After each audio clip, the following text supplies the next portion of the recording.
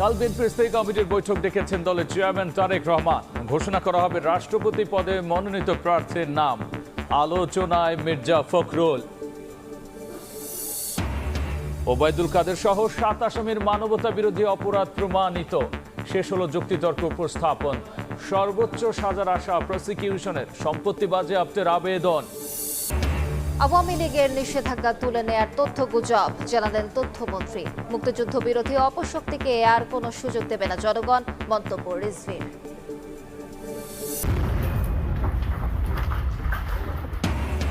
সাভারে 12 দিনের মাথায় আবারও প্রেসার কুকারে শক্তিশালী বোম উদ্ধার। নিষ্ক্রিয় করল বোম ডিসপোজাল ইউনিট। বরিশালে আদালতের প্রধান ফটকে বিস্ফোরণ। জুলাই হত্যা মামলায় ওবায়দুল কাদের সহ 7 আসামির মানবতা বিরোধী অপরাধের প্রমাণ মিলেছে। যুক্তিতর্ক উপস্থাপন শেষে এই তথ্য জানান চিফ প্রসিকিউটর। তার আশা, আসামিদের সর্বোচ্চ সাজা নিশ্চিত করা সম্ভব হবে। আবেদন করা হয়েছে সম্পত্তি বাজেয়াপ্ত করারও। পরিস্থিতিতে অনেকে অপ্রত্যাশিতভাবে জুলাই আন্দোলনের উত্তাল সময়ে বৈষম্য বিরোধী ছাত্র আন্দোলনের সমন্বয়কদের ডিবি কার্যালয়ে আটকে রাখা এবং পরে তাদেরকে আপ্যায়নের ছবি সামাজিক যোগাযোগ মাধ্যমে ছড়িয়ে পড়ায় দেশ জুড়ে তীব্র প্রতিক্রিয়া ও সমালোচনার ঝড় ওঠে। এবার সেই ঘটনার নেপথ্যের তথ্য সামনে এলো প্রসিকিউশনের মাধ্যমে। ট্রাইব্যুনালে দাখিল করা কার্যক্রম নিষিদ্ধ আওয়ামী লীগ সাধারণ সম্পাদক ওবায়দুল কাদের এবং তৎকালীন স্বরাষ্ট্রমন্ত্রী আসাদুজ্জামান খান কামালের ফোনালাপ বিশ্লেষণে স্পষ্ট হয়, ছবি প্রকাশ শুধু ডিবি কার্যালয়ের অভ্যন্তরীণ সিদ্ধান্ত ছিল না, এর পেছনে ছিল তৎকালীন স্বরাষ্ট্রমন্ত্রীর সরাসরি নির্দেশনা। হারুন বেদি সরাই দিচ্ছেন, উনি তো খুব অ্যাডামেন্ট, আমরা সরাই নেই, ওই রাখছে ডিএমপিতেই রাখতেছি। উনি বলছিলেন অন্যখানে দিতে, আমি ডিএমপিতেই রেখে দিচ্ছি। একটু নেত্রীও তো বিরক্ত হয়েছে। খাওয়াই ওইসবই কেন? না, এ খাওয়ার ডিসিশনটা কে দিয়েছে স্যার? আমার স্বরাষ্ট্রমন্ত্রী, আমার এসডির চিফ, এরা দিয়েছে খাওয়ানোর জন্য। তারা নির্দেশ দিয়েছে তোমাকে ছবি তুলে বাইরে পাঠাতে। জি স্যার, ছবি তোলা প্লাস হলো বিবৃতিটা প্রকাশ। ছবিটা নিজের কাছে রেখে দিবা। না, ওনারা তো বলছে প্রকাশ করার জন্য। প্রসিকিউশনের তথ্য মতে ওবায়দুল কাদেরের সঙ্গে অন্য এক কথোপকথনে উঠে আসে, সমন্বয়কদের ছবি প্রকাশের পর গোয়েন্দা কর্মকর্তা হারুনের ভূমিকায় শেখ হাসিনা কতটা অসন্তুষ্ট ছিলেন। চিফ প্রসিকিউটর জানান, ট্রাইব্যুনালে যে ধরনের অকাট্য তথ্য প্রমাণ ও অডিও রেকর্ড উপস্থাপন করা হয়েছে তাতে ওবায়দুল কাদের সহ 7 আসামির সর্বোচ্চ সাজা নিশ্চিত করা সম্ভব হবে। ওবায়দুল কাদেরের যে সহযোগী অন্য যে 6 জন, তারাও কিন্তু এরকমই দায়িত্বজ্ঞানহীন। তারা রাজনৈতিক নেতা, তারা মানবতা বিরোধী অপরাধ সংগঠন করেছে, তাদের ব্যক্তিগত দায় আছে, তাদের সুপিরিয়র কমান্ড দায় আছে। সেই কারণে 2টি দায়েরই আমরা সর্বোচ্চ শাস্তি তাদেরকে আমরা চেয়েছি। জুলাই আন্দোলন দমনে সারা দেশে 3,05,000 গুলি ব্যবহার করা হয়েছে বলেও জানায় প্রসিকিউশন। সামাজিক মাধ্যমে আওয়ামী লীগের ওপর থেকে নিষেধাজ্ঞা তুলে নেয়ার তথ্য গুজব বলে জানিয়েছেন তথ্য ও সম্প্রচার মন্ত্রী জহিরুদ্দিন স্বপন। এদিকে প্রধানমন্ত্রীর রাজনৈতিক উপদেষ্টা রুহুল কবির রিজভী বলেছেন, মুক্তিযুদ্ধ বিরোধী কোনো শক্তিকে জনগণ আর সুযোগ দেবে না। জিয়া পরিবারকে বিপর্যস্ত করতে সব চেষ্টা করেছে ফ্যাসিবাদী সরকার। শহীদ রাষ্ট্রপতি জিয়াউর রহমান ও সাবেক প্রধানমন্ত্রী খালেদা জিয়ার কনিষ্ঠ পুত্র আরাফাত রহমান কোকোর 57তম জন্মবার্ষিকীতে রাজধানীর বনানী কবরস্থানে আসেন বিএনপির নেতাকর্মীরা। সবাইকে নিয়ে প্রয়াত কোকোর কবরে শ্রদ্ধা জানান বিএনপির সিনিয়র যুগ্ম মহাসচিব রুহুল কবির রিজভী ও ক্রীড়া প্রতিমন্ত্রী আমিনুল হক।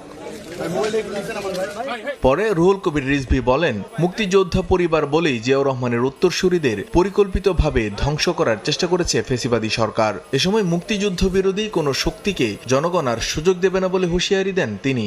মুক্তিযুদ্ধের এই পরিবারকে ধ্বংস করার জন্য শেখ হাসিনা এমন কোনো কাজ করেননি, কারণ মুক্তিযুদ্ধে তার পরিবারের অবদান নাই। প্রকারান্তরে ৭১কে ছোট করার জন্য, ৭১কে ইতিহাস থেকে মুছে দেওয়ার জন্য বর্তমানে কোনো রাজনৈতিক দল প্রচেষ্টা চালাচ্ছে।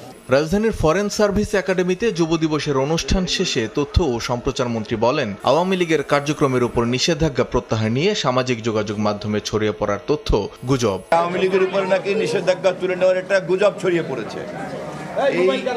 এই ধরনের কোনো গুজব এখন পর্যন্ত সরকারের কানে আসেনি। যে গুজব কানে আসে নাই সে বিষয়কে আমরা এখন পর্যন্ত কগনিজেন্সে নিতে চাচ্ছি না।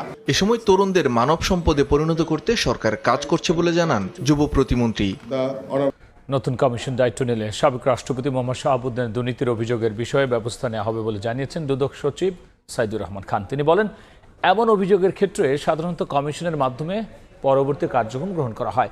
এর আগে ইসলামী ব্যাংক থেকে ঋণের নামে 500 কোটি টাকা আত্মসাতের অভিযোগে সাবেক রাষ্ট্রপতি শাহাবুদ্দিন সহ 38 জনের বিরুদ্ধে অভিযোগ দায়ের করেন ওই ব্যাংকের এক কর্মকর্তা। নানা কারণে আলোচনা সমালোচনায় ছিলেন সাবেক রাষ্ট্রপতি মোহাম্মদ শাহাবুদ্দিন। মেয়াদ পূর্ণ হওয়ার আগে গত 24 জুলাই স্বাস্থ্যগত কারণ দেখিয়ে পদত্যাগ করেন তিনি।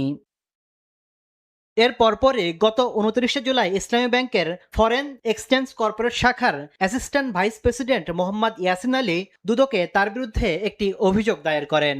এতে বলা হয়, ইসলামী ব্যাংক এস আলমের নিয়ন্ত্রণে থাকা অবস্থায় অ্যাননটেক্স গ্রুপের ইউনুস বাদলের সহযোগী প্রতিষ্ঠানকে ঋণের নামে 500 কোটি টাকা দিয়ে আত্মসাৎ করা হয়, যেখানে সাবেক রাষ্ট্রপতি মোহাম্মদ শাহাবুদ্দিন, এস আলম সহ 38 জনের সংশ্লিষ্টতা রয়েছে।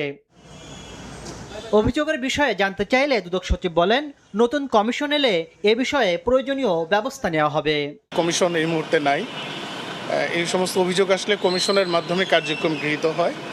আমরা আশা করছি খুব দ্রুত কমিশন আসবে এবং এটার ব্যাপারে আমরা ব্যবস্থা নিব।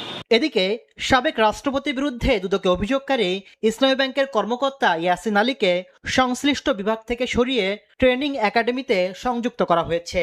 ইসলামী ব্যাংক কর্তৃপক্ষ জানিয়েছে, হেড অফিসের অনুমতি ছাড়া এই অভিযোগ দেওয়ায় তাকে সরানোর পাশাপাশি একটি তদন্ত কমিটিও গঠন করা হয়েছে।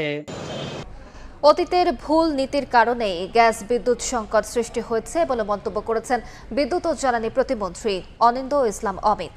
সচিবালয়ে ব্রিফিংয়ে তিনি বলেন, প্রাকৃতিক দুর্যোগের কারণে এলএনজি খালাস ব্যাহত হওয়ায় গ্যাস সরবরাহে স্থবিরতা দেখা দিয়েছে। এক্সেলারেট টার্মিনালে এমনিতে 50% ক্যাপাসিটিতে রান করছে due to boiler fault, whereas আবার সামিট টার্মিনালে বে অফ বেঙ্গলের রাফ থাকবার কারণে আমরা cargo still waiting for discharge, that is the problem. বিগত সরকারগুলো কোনো মধ্যমেয়াদী, কোনো দীর্ঘমেয়াদী কোনো সমাধান সূত্র খোঁজেননি, তাৎক্ষণিক সমাধানের পথে গেছেন বলে আজকে হঠাৎ করে একটি সংকট হয়েছে। দেশীয় উৎপাদন রাতারাতি বাড়ানো সম্ভব নয়, এটা আপনারা জানেন, একটা দীর্ঘমেয়াদী একটা ব্যাপার। গ্যাস যদি আপনি পর্যাপ্ত সাপ্লাই না করতে পারেন তাহলে বিদ্যুতের সংকট হবে, পাওয়ার প্ল্যান্টটা না দিতে পারে। তারপর আমরা একটা কৌশল নিয়েছি, আমরা আশা করছি বিদ্যুৎ পরিস্থিতির কিছুটা হলে উন্নতি হবে। সাভারে আবারও প্রেসার কুকারে শক্তিশালী বোমা উদ্ধারের পর নিষ্ক্রিয় করল বোম ডিসপোজাল ইউনিট।